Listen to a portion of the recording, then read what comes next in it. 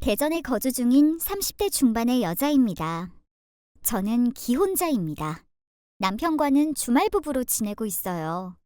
늘 다른 사람의 이야기를 듣는 편이던 제가 이렇게 내 이야기를 하려고 하니 떨리기도 하고 설레기도 합니다. 사실 어떻게 글을 써내려가야 하나 막막한 마음이 크기도 합니다만 그래도 용기를 내어 한 글자씩 적어 내려가 보도록 할게요.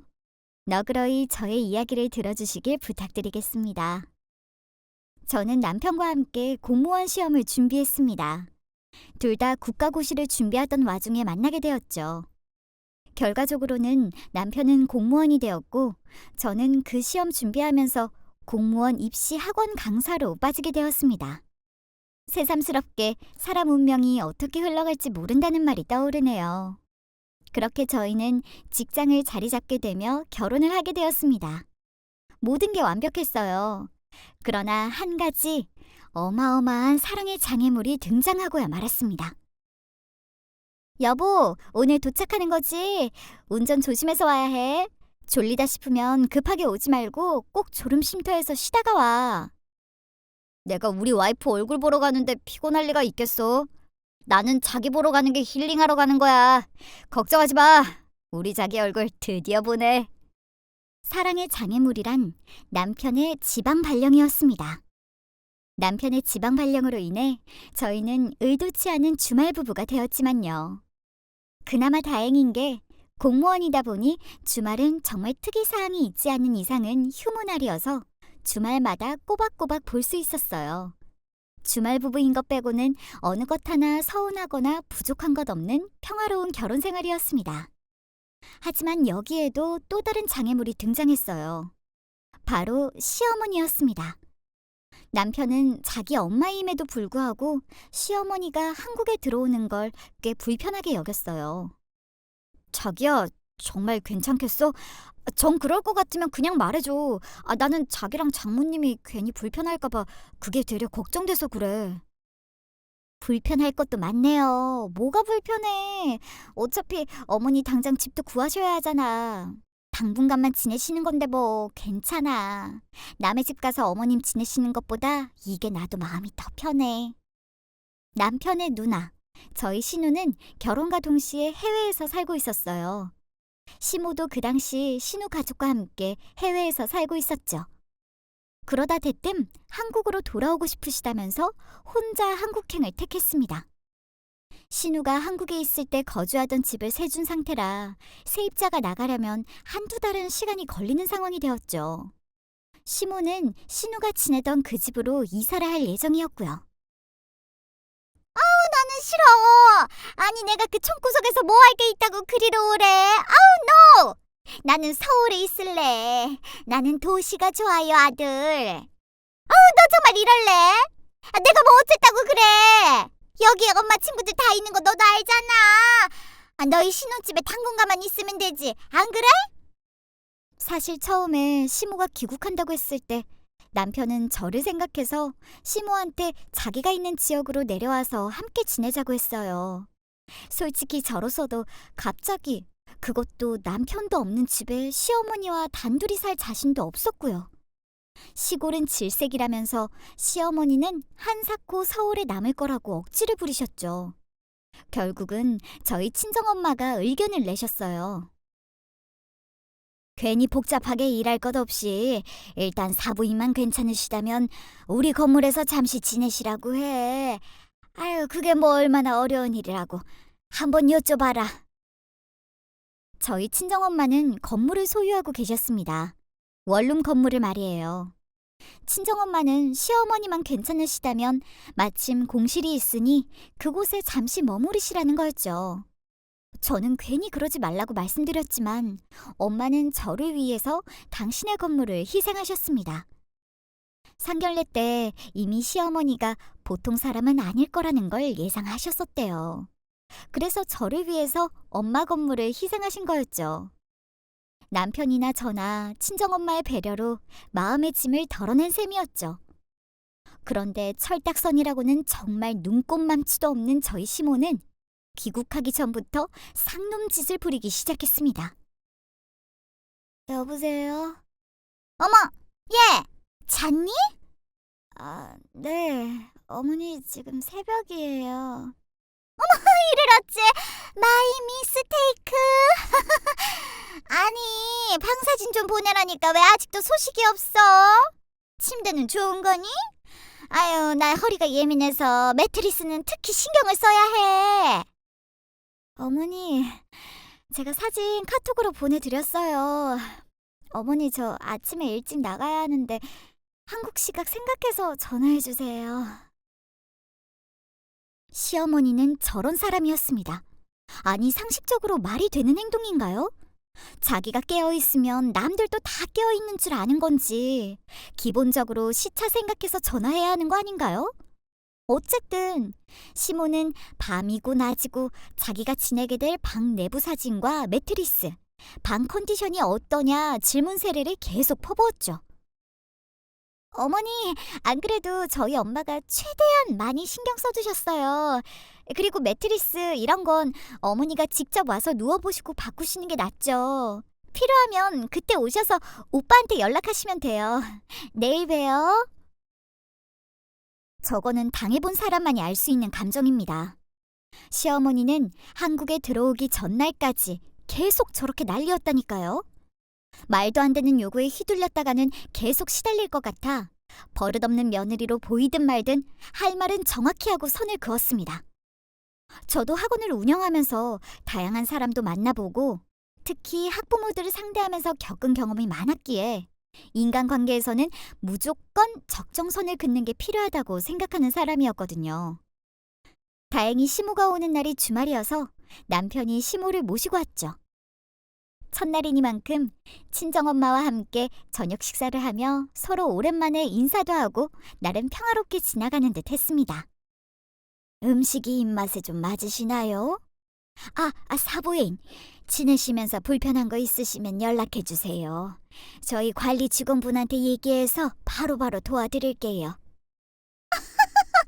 네, 집이 미국에서 살던 곳이랑은 너무 달라서 좀 답답할 것 같긴 한데 뭐 잠깐이니까 아무튼 신세 좀 질게요, 사돈. 우리 아들이 공무원도 됐는데 엄마 좋은 집 하나 구해주겠죠? 뭐, 그치 아들? 엄마는 또 무슨 소리를 하는 거예요? 이미 우리 다 얘기된 거잖아. 누나가 한국에서 살던 집 세입자 다음 달이면 나가니까 거기로 가서 지내시면 돼요. 말도 안 되는 소리 하시면서 얼버무리려고 하지 말아요. 나 거기 싫어. 건물도 후져서. 정말 자식 키워봤자 소용없네요. 그렇지, 사돈? 이래서 요즘에는 뭐 그런 말이 있다잖아요. 무자식이 상팔자다. 아이고, 그래도 애들이 자리 잡으려고 하는 게 얼마나 기특해요. 원래 시모 집을 새로 구하려다가 마침 신우가 한국에 새로 준 세입자가 다음 달에 나가게 되어서 그 집으로 시모를 모시면 되겠다 했었거든요. 그런데 시모는 그 집이 경기도 부근이라고 자기를 시골에 보낼 셈이냐며 입이 대빨 나와서는 저희 친정엄마한테 하소연했었죠. 눈치가 없으신 건지 철이 없으신 건지 저희 시모는 식사가 마칠 때까지 계속 집 얘기뿐이었어요. 그럼 신우집을 팔아서 서울에 집을 구해달라, 경기도는 싫다 이러면서 말입니다. 남편과 저는 절대 흔들리지 않고 그 부분은 신우한테 직접 전화해서 허락 맡으라고 선을 그었어요. 정말 지금 생각해봐도 매우 불편한 식사 자리였습니다.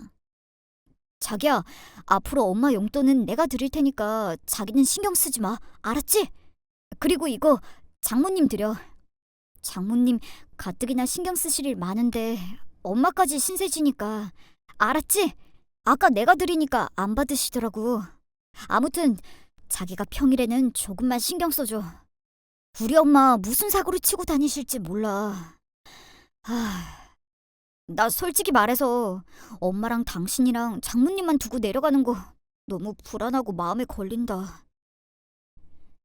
남편은 저에게 시모 용돈은 자기가 드릴 테니 신경 쓰지도 말고 혹여나 달라고 해도 더 드리지 말라고 했어요. 그러면서 저희 친정엄마께 드리라며 월세를 담은 봉투를 주었죠.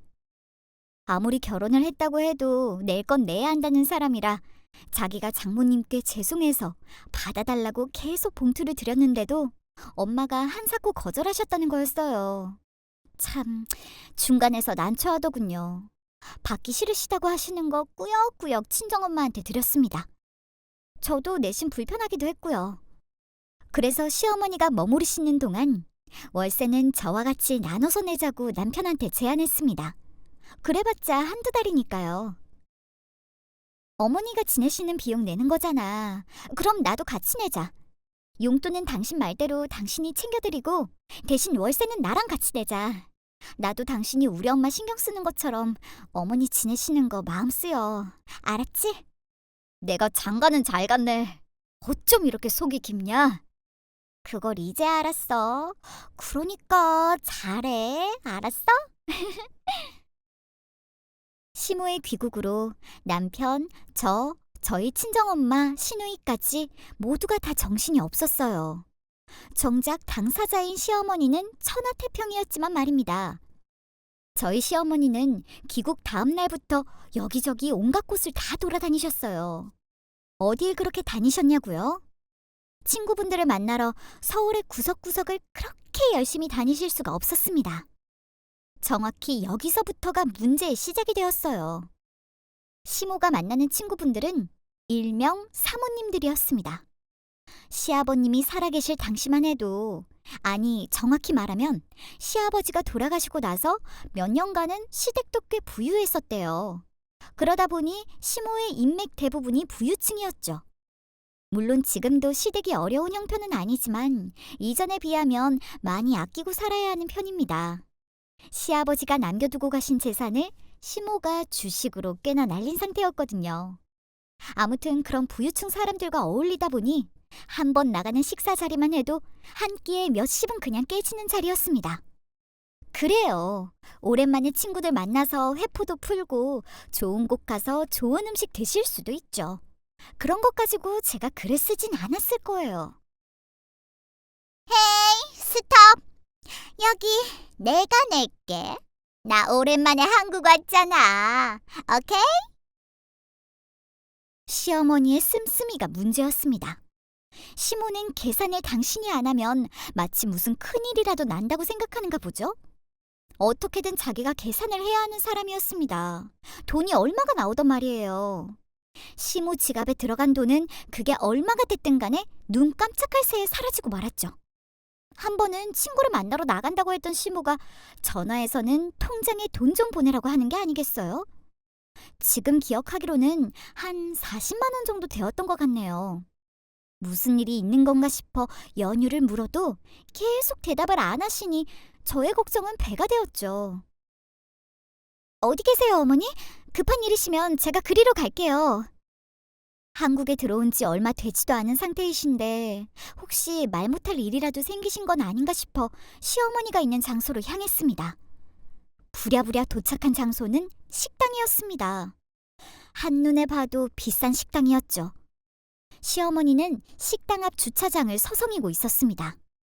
그러다 저를 발견하고는 우뚝 서서 못마땅하다는 듯 저를 바라보고 있었죠.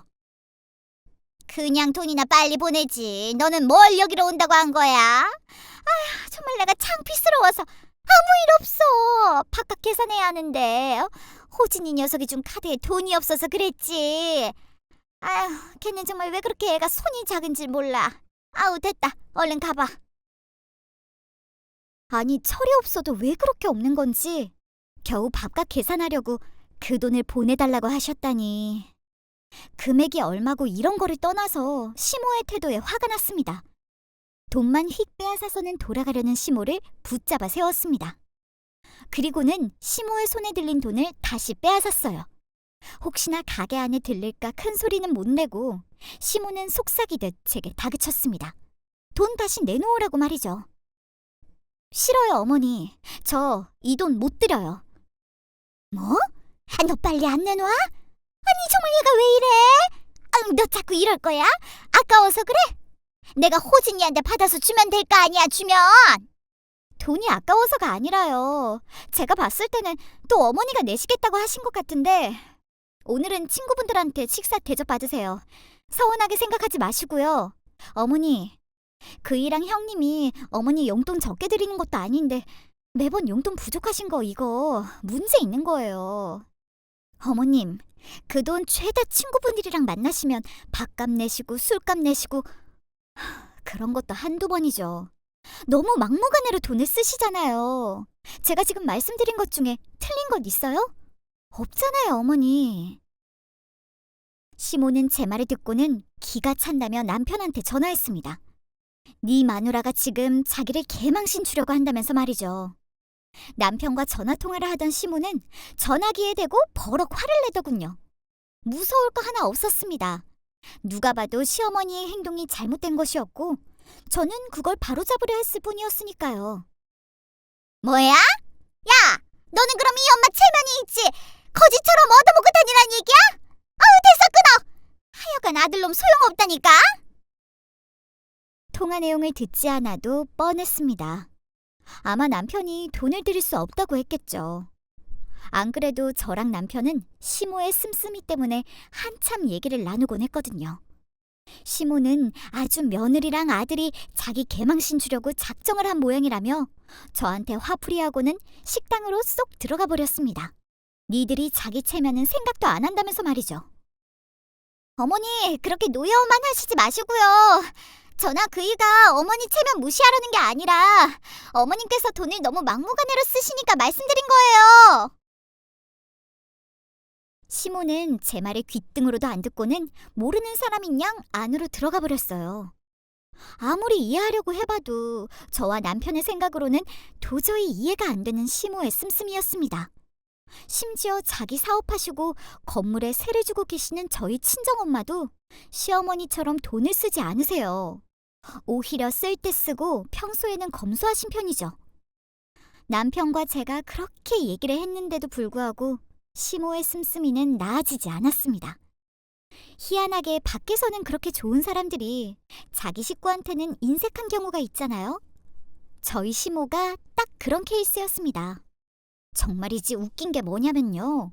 보통 남편이 오는 주말 중 하루는 저희 엄마, 시모를 모시고 함께 아울렛이나 백화점을 가기도 하는데 그럴 때면 시모는 자기 마음에 드는 물건을 집어들고는 아들이 계산할 거라면서 휙 들고 나가버립니다. 그럼 어쩌겠어요? 남편이 계산하는 거죠. 아니, 보통 부모님들은 자식 돈 아까워서 잘 안 쓰시려고 하는데 저희 시모는 아주 돈을 더 쓰지 못해서 안달이셨죠. 아들, 오늘 백화점이나 가자. 엄마 오랜만에 콧바람 좀 맡아보자. 하루는 남편이 오는 주말에 시모가 백화점을 가자고 하는 거 아니겠어요? 저는 그래 오늘이 기회다 라는 생각으로 흔쾌히 따라 나섰습니다. 어머니, 이거 저 사주세요. 어머니, 저희 이거 커플로 사주시는 거예요? 이거는 저희 어머님이 계산하실 거예요. 감사합니다, 어머니. 이번엔 제가 먼저 선수를 쳤죠. 가기 전부터 생각해둔 매장에 들러 남편과 제 옷을 집어들고 시어머니가 계산하실 거라고 하고 얼른 나와버렸네요. 얼레벌레 저한테 당해서 계산을 마치고 나온 시모는 입이 대빨 나와서는 어떻게든 본인 물건을 사려고 악착같이 여기 매장에 가보자 저기 매장에 가보자 전전긍긍이었지만 저와 남편도 이번엔 호락호락 넘어가지 않았죠. 나름대로 철저히 계획을 짜서 갔거든요. 일명 소비 방패 계획을 말입니다. 엄마, 이거 엄마가 사주는 거지? 어머니, 오늘 어머니가 오자고 하신 거니까 오늘은 어머니가 사주시는 거죠? 이러면서 시모가 들어가자고 한 매장마다 먼저 선수를 쳤거든요. 잔뜩 심통이 난 시모는 백화점에 들어간 지 1시간도 채 되지 않아서는 약속이 있다면서 입이 잔뜩 나와서는 친구를 만나러 간다고 하셨죠. 이렇게라도 하지 않으면 시모와 저희 사이의 악순환은 계속될 것 같아서 선택한 방법이었습니다. 사람 안 바뀐다. 그런데도 저희 시어머니는 바뀌질 않았어요. 대체가 무슨 친구가 그렇게 많으신 거고 놀러 갈 곳이 왜 그리 많으신 건지 제가 알기로는 남편이랑 신우가 드리는 용돈 합치면 거의 100만 원 중반은 되었을 거예요. 그런데도 항상 돈이 부족하셨죠. 솔직히 그런 시어머니가 미웠습니다. 남편 생각이 나서 속상했어요. 남편이 어렵게 공부해서 국가고시를 통과하고 생판 모르는 지역까지 가서 일하며 버는 돈인데 시모는 그런 돈을 아무렇지 않게 그리고 당연하다는 듯이 쓰는 게 화도 나고 속상했죠. 왜 저렇게 철이 없나 싶기도 하면서 말입니다. 헬로 올케, 잘 지내? 그냥 잘 지내나 하고. 올케가 고생이 많지. 엄마가 갑자기 가셔서. 사돈 어른한테도 죄송하네. 언제 한번 놀러와. 내가 사돈 어른 모시고 가이드 할게. 그런데 말이야, 우리 엄마 거기서 사고 친 건 없어? 어느 날 해외에 있는 신우한테서 전화가 걸려왔습니다. 안부 목적 연락했다고 말이죠. 안부 목적 연락했다던 신우는 혹시 시모 때문에 고생하고 있는 건 아니냐며 슬쩍 시모 얘기를 꺼내더군요. 혹시 시모가 사고 친 건 없냐고 말입니다. 네? 사고요? 없어요. 어머님이 씀씀이가 크신 거 빼고는 뭐... 옳게 엄마 한국 들어간 거 말이야. 다른 게 아니라... 세상에나 신우이의 말을 듣고는 시모가 왜 한국에 그렇게나 급작스레 오게 된 건지 알겠더군요. 세상에나 시모의 씀씀이는 아주 국제적으로 어마어마했습니다. 글쎄 시모는 미국에서 생활하면서 신우 부부의 카드로 아주 돈을 펑펑 쓰고 다닌 거였어요. 점점 금액이 커지더니 나중에는 몇 천만 원대로 카드 대금이 나온 거였죠. 신우네 부부는 한계점에 도달했고 시모에게 직접 돈을 갚든가 한국으로 돌아가든가 선택을 하라고 했다네요. 결국 시모는 빚을 갚는 대신 한국으로 돌아가는 걸 택한 거였던 거죠. 내 말 이해했지? 그러니까 호진이랑 올케도 엄마 씀씀이 절대 다 받아주지 마. 알았지? 특히 올케가 엄마한테 용돈 주고 그런 거 하지 마. 나랑 호진이가 나눠서 드리고 있으니까. 아유, 내가 정말 미안하다. 신우는 저에게 몇 번이고 주의를 주며 전화를 끊었습니다. 신우한테 그런 이야기를 듣고 나니 앞으로 시모와의 한국 생활이 더욱 아찔해지는 순간이었죠. 시모에게 티를 내지는 않았지만 남편과는 이 이야기를 공유했어요. 남편도 제 이야기를 듣고는 곧 있으면 휴가 시즌이니 서울로 올라와서 시모 옆에서 자기가 주의하겠다고 조금만 기다려달라고 했죠. 시모는 씀씀이가 큰 만큼 욕심도 많았어요. 시모는 저희 친정엄마가 입거나 걸친 것들을 자기도 똑같이 사려고 했죠. 저희 친정엄마는 계속 자기 사업을 해오시던 분이라 늘 거래처 사람들도 만나고 해서 옷을 많이 신경 쓰시는 편이에요. 깔끔한 이미지가 신뢰감을 준다고 믿으시는 분이죠. 단 한 번도 저한테 뭐를 사달라거나 하시지 않고 엄마가 직접 사서 입으셨어요. 부끄러운 얘기일 수 있지만 제가 성인이 되어서도 엄마 카드를 쓸 만큼 꽤 재력이 있으신 분이죠. 어쨌든 시모는 엄마의 착장에 꽤 관심이 많은 편이었습니다. 어머머, 얘! 이거 네가 사드린 거니? 사부인이 하고 오셨는데 이쁘더라. 아니, 나랑 백화점 갔을 때는 나한테 죄다 사달라고 하더니만은 내가 친정엄마가 아니라서 그런 건가? 조금 서운하네. 한 번은 엄마가 건물에 들렸던 날 시모와 마주쳤었나 봐요. 시모는 엄마가 하고 계셨던 스카프 사진을 어떻게 찍어서는 제게 카톡을 보내왔습니다. 자기도 저거 사달라고 말이에요. 안 사도는 좋으시겠네. 딸이 가까이 살아서 저런 것도 사주고. 너는 너희 엄마 사드릴 때 내 생각은 안 났니? 나한테 안 미안했어? 참나. 그럼 자기는 언제 한번 저한테 뭐 해준 적 있나요? 항상 저런 식이었어요. 무슨 말을 해도 자기가 본 게 다 맞고 자기가 생각한 게 다 맞는 그런 분이었죠. 스카프 사건도 마찬가지였습니다. 시댁에 잘 보일 생각이 없는 거냐 따져대는 시모의 투정에 저도 짜증이 날 대로 났습니다. 어머님께서 잘 모르시나 본데 요즘은 오히려 시어머니들이 며느리랑 편하게 지내시라고 서로 친구처럼 지내려고 하세요. 위계질서 이런 거 없이요. 어머니 저번에 저한테 미국 사람들처럼 쿨하게 지내자고 하셨던 거 아니셨어요? 저는 어머니가 쿨한 분이신 줄 알았는데 어쨌든 어머니도 옛날 분이신가 보네요. 어머니가 그러셨잖아요. 상호 씨 돈은 상호 씨 것, 제 돈은 제 것. 이렇게 하라고요. 그럼 솔직히 어머니가 스카프 필요하시면 어머니가 사시면 되잖아요. 이번에 제가 선물로 사드릴 건데. 다음부터는 다른 집 며느리들이랑 비교하지 말아주세요. 아셨죠? 어머님 말씀처럼 쿨하게 지내는 거 저도 좋거든요. 저게 어디서 나온 말이냐면요. 한 번은 시모가 자기 용돈 떨어졌다고 돈 좀 달라고 하길래 남편한테 먼저 얘기하시고 오시라고 했습니다. 남편이 그러라고 하면 바로 드리겠다고 말이에요. 대체 100만 원이 넘는 돈을 어떻게 하면 한 달도 안 돼서 다 쓸 수 있는지 이해도 안 됐기도 했거든요. 그랬더니 시모는 저한테 젊은 애가 왜 그렇게 독립적이지 못하냐며 미국에서는 아무리 부부 사이여도 네 돈은 네 것, 내 돈은 내 것 이렇게 주체적으로 쓴다면서 좀 쿨하게 남편이랑 지내라고 했죠. 시모는 제 말에 약이 잔뜩 올라서는 어디서 말대꾸냐며 화를 냈습니다. 이해가 가지 않았어요.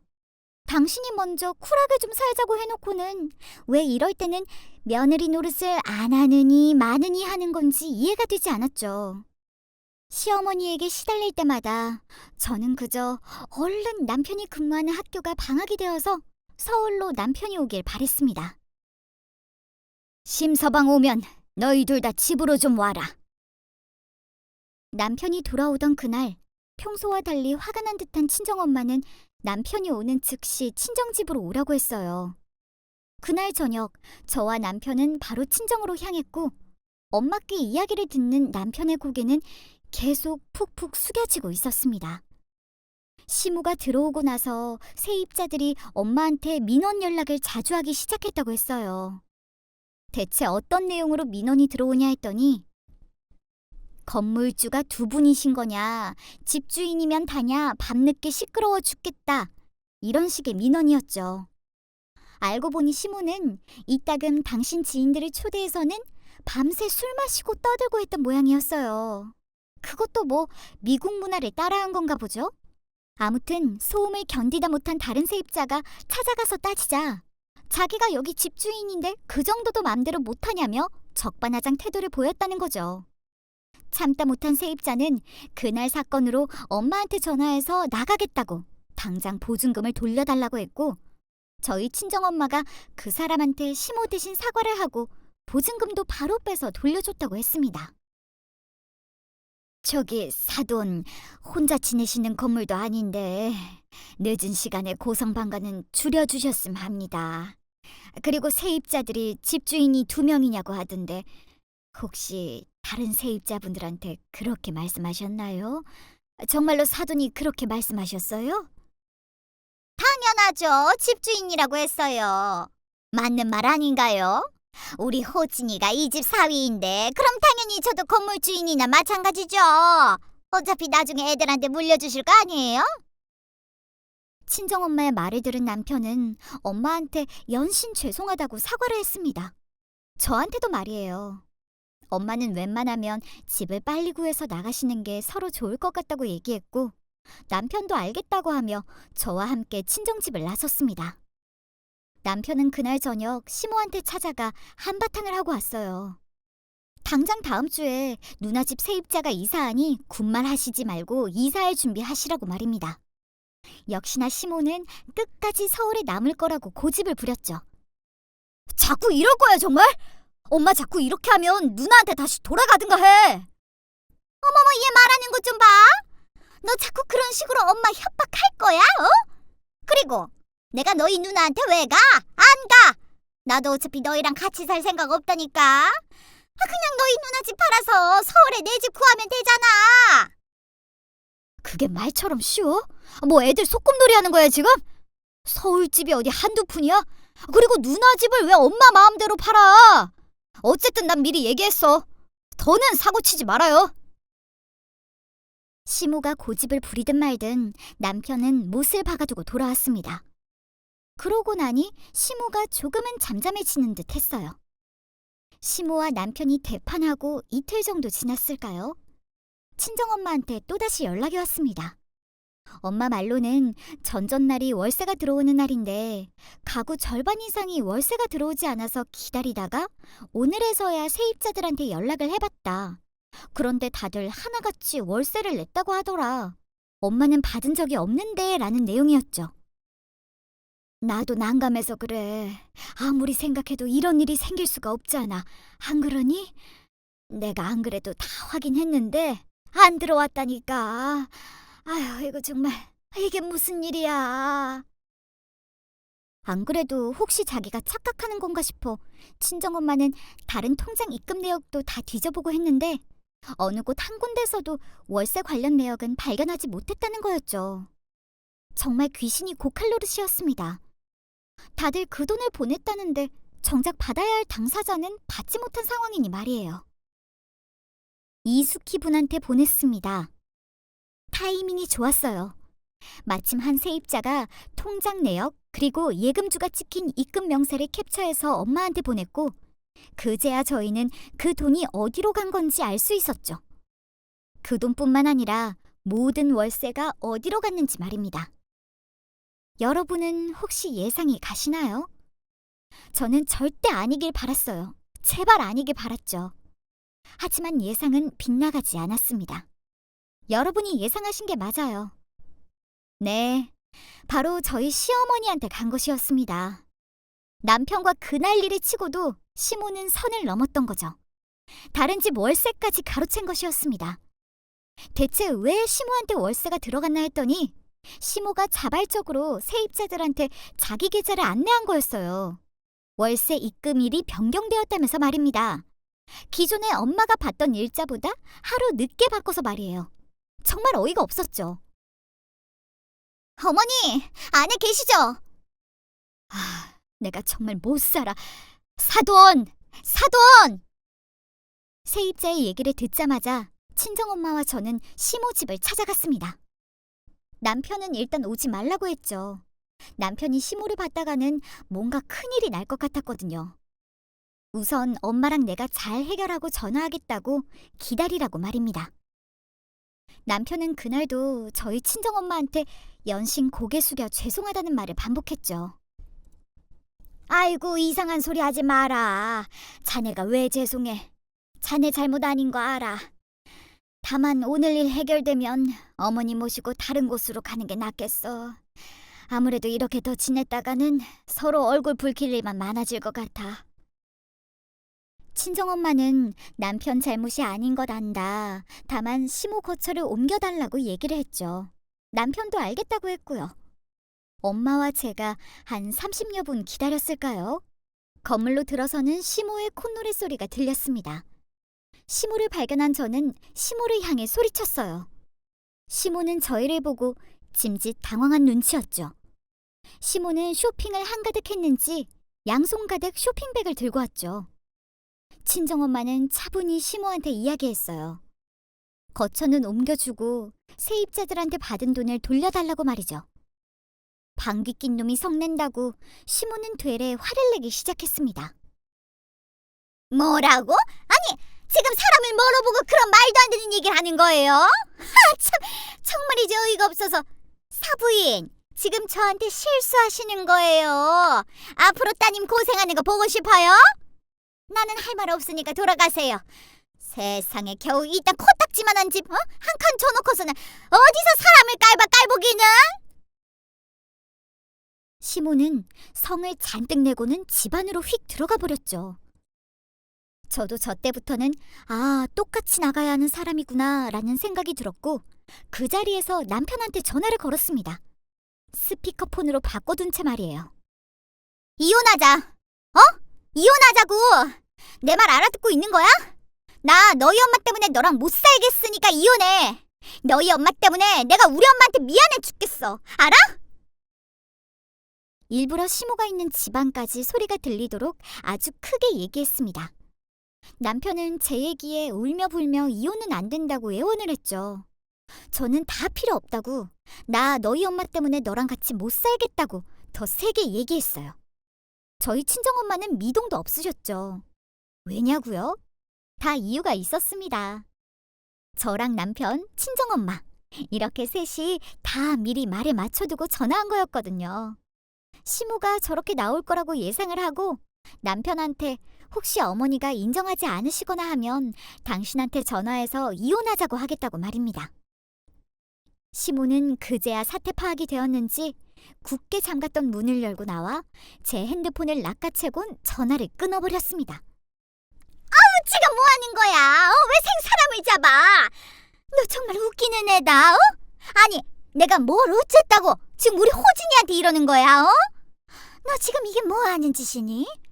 아니, 사부인도 그렇네요. 딸 자식이 이렇게 막무가내로 나가면 그걸 말려야지. 가만히 보고 있어요? 아니, 내가 뭘 잘못했다는 거예요, 대체? 아니, 뭐가 문제인데요? 아휴, 정말 그렇게 내가 뭐 잘못했다면 그럼 경찰 불러. 경찰 불러서 확인하라고. 아주 집안이 개차반이네. 사돈 무서운 줄 모르고 이렇게 대해? 경찰 불러. 왜 안 불러? 시모는 저희 엄마가 경찰을 못 부를 줄 알았나 봐요. 자기가 딸 자식 시어머니인데 감히 시모를 경찰에 보낼 수 있겠냐 했겠죠. 사람 잘못 본 거였어요. 저희 엄마 혼자서 저 키우면서 정말 갖은 고생 다 하시고 억척스럽게 살아오신 분입니다. 아닌 건 아니고 칼 같은 분이셨죠. 엄마는 보란 듯이 경찰을 불렀어요. 경찰차가 올 때까지도 시모는 자기는 당당하다 난리였죠. 경찰서에 도착하자 그제야 가족끼리 이러지 말자며 엄마와 저에게 사정하기 시작했습니다. 아이고, 내가 정말 돌겠네. 얘 아가, 너 정말 이럴 거야? 너 호진이 생각해서 이러면 안 돼. 어머니, 아무 잘못 없으시다고 하셨잖아요. 그런데 왜 이러세요? 이따가 어머니 아무 잘못 없으신 거 나오면 제가 무릎 꿇고 사과드릴게요. 조금만 기다려보세요. 그리고 어머니가 저한테 그런 말씀하실 입장 아니시죠? 어머니야말로 호진 씨 생각하셨으면 못 그러셨어요. 묵묵히 고소장을 작성하는 엄마한테 시모는 가족끼리 왜 이러냐고 제발 이러지 말자고 선처를 요구하기 시작했죠. 엄마는 눈 하나 깜짝 안 하셨어요. 시모는 정말 손이 발이 되도록 빌기 시작했습니다. 얼마나 지났을까요? 반응 하나 없던 저희 친정엄마가 입을 열었습니다. 왜 이러세요? 괜히 사람 미안해지게. 아까 그러셨잖아요. 사부인이 잘못하신 게 없다고. 잘못하신 게 없는데 왜 사과를 하세요? 사과하지 마세요. 그리고 고소 진행하면서 애들 이혼도 진행하겠습니다. 아이고, 잠깐만. 아우, 제발. 내가 잘못했어요. 내가 바로 환불 처리해서 다 갚을게요. 다 갚고 바로 이사 나갈 테니까. 제발 용서해줘요. 아가, 내가 미안해. 내가 잘못했다. 내가 잘못했다고. 시모는 월세를 받은 돈으로 신나게 쇼핑을 하고 온 거였죠. 결국 당신이 당신 입으로 다 이실직고 할 것을 뭘 그런 게 아니라고 발뺌을 하시고 소리를 질러댄 것인지 저는 시어머니의 마음이 도무지 이해가 가지 않았습니다. 당신 아들이 경찰서에 오자 시어머니는 아무 소리도 하지 못하고 그저 묵묵히 앉아 있었어요. 손부채질을 하며 붉게 달아오른 얼굴의 열을 식히면서 말입니다. 장모님, 정말 죄송합니다. 제가 이렇게 될 걸 예상했으면서도 정말 죄송합니다. 제가 정말 죄송해요. 자기야, 내가 자기한테 정말 할 말이 없다. 정말 미안해. 아니, 네가 뭘 미안해. 고개 좀 그만 숙여, 이 녀석아. 내가 너 그렇게 고개 숙이라고 애지중지 키운 줄 알아? 그럼 이런 일을 만들지 말았어야지. 이게 대체 뭐 하는 짓이야, 엄마 한 사람 때문에 지금 몇 명이 피해를 보는 거냐고. 누나도 매형한테 창피해서 얼굴을 들고 살 수 없다고 나한테 얼마나 얘기를 했었는 줄 알아?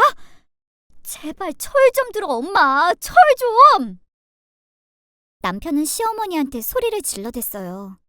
연애를 그렇게 오래 하면서도 결혼을 해서도 남편이 그렇게까지 화를 내는 걸 본 적이 없었던 터라 그 장면은 저한테도 충격적이었습니다. 아마 그 사건 이후로도 시어머니도 많이 변하게 되신 것 같아요. 그렇게 당신 생각이 옳다, 내 말이 다 바르다고 하시던 분이 완전히 바뀌셨습니다. 경기도 집으로 내려가 거처를 마련하셨어요. 더 이상 서울을 고집하지 않으셨죠. 그러면서 제 손을 꼭 붙잡고 절대로 사고치지 않을 테니 당신 아들과 이혼을 하지 말아달라고 하셨습니다. 아휴, 그런 모습을 보니 마음이 약해지더라고요. 그래서 시어머니를 꼭 안아드리면서 절대 이혼 안 하니 걱정하지 마시라. 대신 또 이러시면 저도 어찌할지는 모르겠다고 이야기를 해두었습니다. 현재는 저희 친정엄마와 시어머니 가끔 두 분이 만나서 차 한잔 하시며 친구처럼 지내고 계세요. 그게 진정한 쿨한 모습이 아닌가 싶습니다. 제 이야기는 여기서 끝입니다. 저희 시어머니 이야기가 어떠셨는지 모르겠어요. 한때는 철없는 말썽꾸러기셨지만 지금은 좋은 어른이 되셨으니 너무 걱정 않으셔도 됩니다. 그럼 저는 이만 글을 마칠게요.